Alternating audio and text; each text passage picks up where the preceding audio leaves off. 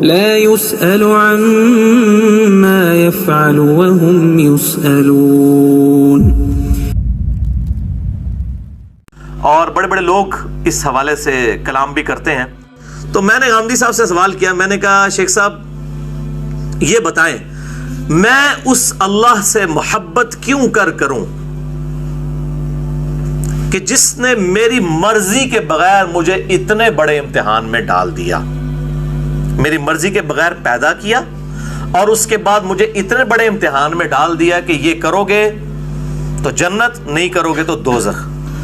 تو ایسی ہستی سے میں ڈر تو ضرور سکتا ہوں کہ پھنسا دیا ہے، اطاعت کرنی پڑے گی ورنہ ایسی کی تیسی پھر جائے گی. افحسبتم انما خلقناکم عبثا وانکم الینا لا ترجعون. اے انسان کیا تو نے گمان کیا ہم نے تجھے ویسے ہی پیدا کر دیا اور تجھے لوٹ کے اپنے رب کے پاس نہیں آنا؟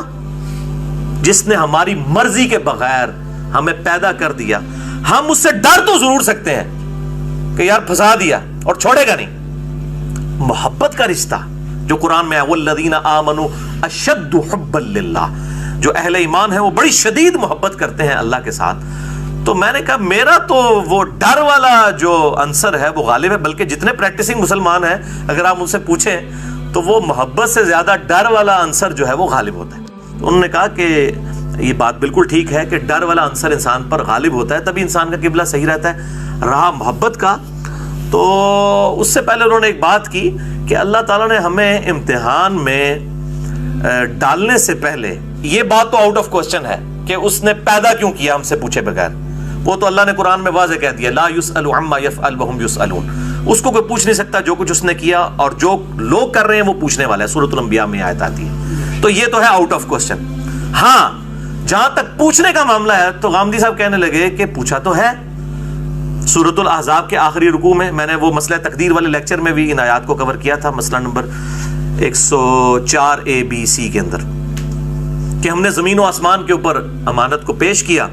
زمینوں اور آپشن رکھی تھی، زبردستی نہیں تھی، آپشن تھی کہ چاہو تو مان لو چاہے انکار کر دو. تو سب نے اس بار کو اٹھانے سے انکار کر دیا. زبردستی ہوتی تو وہ بھی اٹھا لیتے، انسان نے اس بار کو اٹھا لیا.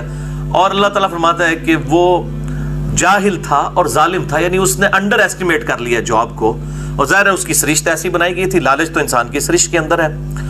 تو انہوں نے کہا کہ بیسیکلی یہ اللہ تعالیٰ نے جو انسان کو امتحان میں ڈالا تو پوچھا. میں نے کہا غامدی صاحب مجھے تو یاد نہیں ہے کہ مجھے کب اللہ تعالیٰ نے میرے پہ امانت پیش کی. تو وہ کہنے لگے آپ کو اپنی والدہ کے پیٹ میں جو زندگی ہے وہ یاد ہے، اور بچپن کے 2-3 سال جو آپ نے گزارے کیا وہ زندگی یاد ہے؟ میں نے کہا نہیں. تو کہنے لگے لیکن وہ یقینی تو ہے. بالکل یقینی ہے. تو انہوں نے کہا اسی طریقے سے یہ بھی یقینی ہے. اگر یاد ہوتا تو امتحان ہی نہ رہتا. یاد ہوتا تو امتحان کہاں سے ہوتا؟ یہی تو امتحان ہے. اور جو اللہ تعالیٰ ہم نے امانت پیش کی وہ ہماری سرشت میں اللہ تعالیٰ نے ڈالی ہوئی ہے. میں آج آپ سے کہتا ہوں کہ کسی شخص کو یہ آپشن دی جائے کہ اگر یہ کام کر لو، کوئی مشکل کام نہیں، تھوڑے سے اللہ کی اطاعت اختیار کرنی ہے، تو ہمیشہ کی اربوں سال کی زندگی عیاشی والی ملنے والی ہے. اور وہ ایسی زندگی ملنے والی ہے کہ جس زندگی میں کن فیکون ہوگا تمہارے حق میں بھی. جنت میں انسان جو تمنا کرے گا وہ سامنے آ جائے گا. کن فیکون والا معاملہ، ہمیشہ کی زندگی. اب 2 آپشن ہے. ایک تو یہ ہے کہ یہ 50-60 سال کی عیاشی کرو اور اس کے بعد عذاب، یا اگر یہ بھی آپشن ہوتا ہے کہ پھر ختم کر دیے جاؤ گے. اور ایک یہ ہے کہ یہ 50-60 سال اس میں سے بھی اگر نیٹ نکالیں تو 8-10 سال ہی بنتے ہیں. یہ آپ اللہ کو دے لیں اور اربوں سال کی زندگی، جو صحیح مسلم میں حدیث ہے کہ دنیا اور آخرت کی مثال اس طرح جیسے کوئی انگلی ڈبوئے سمندر میں تو جو پانی لگتا ہے وہ دنیا ہے، اور سمندر آخرت کی زندگی انفینٹ لائف. یہ اتنا بڑا انعام جو ہے تو سب کے سب لوگ لالچی ہیں، تیار ہو جائیں گے. اور جنت میں اس میں پھر غامدی صاحب نے ایک جملہ بولا کہ اللہ تعالیٰ نے انسان کو وہ صلاحیتیں دی ہیں کہ آج انسان سائنٹیفک فیلڈ کی ترقی کے باعث، یہ جتنی بھی ترقی ہو رہی ہے آپ جتنی مرضی کر لیں، یہ انسان کے دماغ کی ترقی ہے نا، اور دماغ تو اسی نے بنایا ہے نا، انسان سے تو اوپر کوئی چیز نہیں ہے نا. تو یہ جتنی بھی ترقی انسان نے کی ہے، الٹیمیٹلی انسان اس تک پہنچ گیا ہے کہ گویا یوں لگتا ہے کہ وہ خدا کے مقابلے پہ کھڑا ہو گیا. گویا یوں لگتا ہے ایسی ایسی چیزیں کریٹ کر لی ہیں اس نے. اس کی دی ہوئی عقل کی وجہ سے. تو وہ اللہ جس نے انسان کو اتنی صلاحیتیں دی ہیں اس اللہ کے ساتھ لپٹ جانا چاہیے. یہ غامدی صاحب نے جملہ بولا, بس ان کی گفتگو ادھر تک تھی. اس سے مجھے جو بات کلک ہوئی نا وہ اس سے ایک سٹیپ آگے ہے کہ واقعی اللہ تعالیٰ انسان کو جنت میں ایک طرح سے خدائی صفات کا سٹیٹس دینے والا ہے. یہ کس کی صفت ہے کہ اسے کبھی موت نہیں آئے گی؟ اللہ کی. اور جنتیوں کو بھی کبھی موت نہیں آئے گی. وہ خالق اور مخلوق کا فرق ہے اپنی جگہ, میں صفات کی بات کر رہا ہوں. انسان ہمیشہ سے نہیں ہے, انسان حادث ہے, ایک حادثے کی وجہ, ایکسیڈنٹ کی وجہ سے ہے. قدیم نہیں ہے, قدیم صرف اللہ ہے ہمیشہ سے. انسان کی کریشن ایکس نہیلو ہوئی ہے, عدم محض سے وجود بخشا گیا. ہمیشہ سے تو نہیں ہے لیکن ہمیشہ کے لیے ہے. اللہ ہمیشہ سے ہے اور ہمیشہ رہے گا. جو ہمیشہ کے لیے ہے, یہ انسان کو کوالٹی اللہ نے دے دی نا. دنیا میں اللہ تعالیٰ کی کوالٹی ہم اس کا ظہور دیکھتے ہیں, کن فیکون. اللہ تعالیٰ فرماتا ہے کسی کام کو ہو جا تو ہو جاتا ہے, ہو جاتا ہے کہ نہیں. اور جنت میں انسان کو اللہ تعالیٰ یہی کوالٹی دینے والا ہے کہ انسان تمنا کرے گا, جس چیز کی خواہش کرے گا وہ چیز اس کے سامنے آ جائے گی. تو یہ انسان کو اللہ تعالیٰ وہاں پہ کوالٹیز عطا فرما دے گا.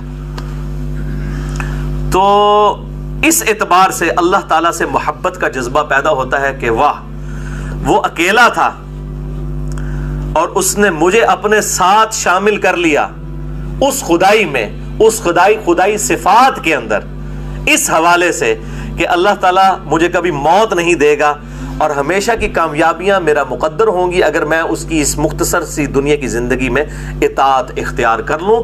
ہمیشہ کی کامیابیاں مجھے ملیں گی.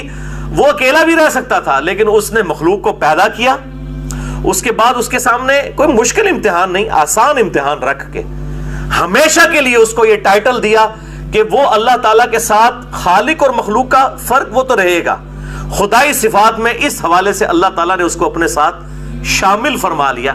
میں شریک کا لفظ نہیں بولتا ورنہ مولوی ودوا لگانا شروع کر دیں گے. کہ کن فیکون کی کوالٹی انسان کو جنت میں اس نے دے دی.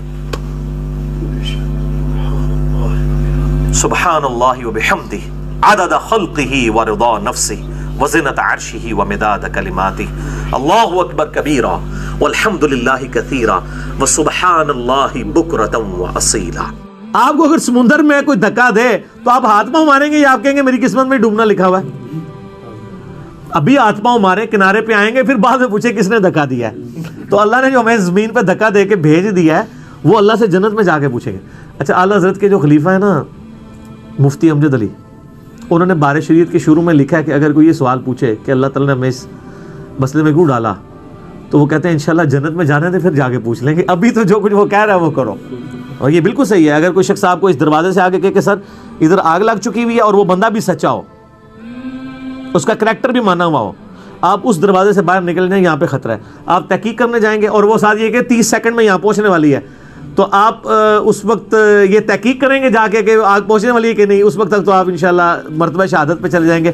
آپ کہیں گے ابھی تو میں یہاں سے نکلوں, بعد میں دیکھوں گا. تو سر وقت کا پیغمبر بھی یہی کام کرتا ہے, اس کا کریکٹر منوایا جاتا ہے کہ وہ صادق اور امین ہے, اور وہ پھر آپ کو کہتا ہے کہ سر مرنے کے بعد اللہ کے حضور پیش ہونا ہے, تحقیق بعد میں وہاں جا کے دیکھنا, ابھی اس بات کو. اس لیے نبی علیہ السلام فرمایا تھا نا, اگر میں بخاری میں آتا ہے نا, اگر میں تمہیں کہوں کہ اس پہاڑ کے پیچھے سے کوئی فوج تم پہ حملہ آور ہونے, بالکل, اور ان کا پھر میں ہی تمہیں بتا رہا ہوں کہ تمہیں مار کے اپنے رب کے حضور پیش ہونا ہے, تو ماننے سے انکار کر دیا. سر توحید ایسی کڑوی چیز ہے نہ ماننے والوں کے لیے, جو مان لے تو اس سے میٹھی چیز ہی کوئی نہیں.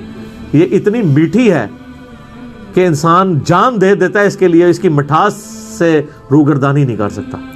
اور کڑوی اتنی ہے نہ ماننے والے کے لیے کہ وہ شخص جو 40 سال تک کسی کی آنکھوں کا تارا ہو اور وہ اس معاشرے کا سب سے بہترین آدمی ہو, وہ صرف ایک لا الہ الا اللہ بول دے تو اس کے جانی دشمن بن جاتے ہیں.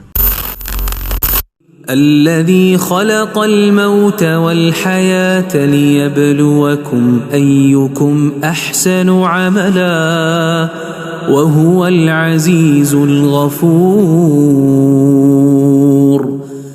اسی نے موت اور زندگی کو پیدا کیا تاکہ تمہاری آزمائش کرے کہ تم میں کون اچھے کام کرتا ہے, اور وہ زبردست ہے بخشنے والا ہے۔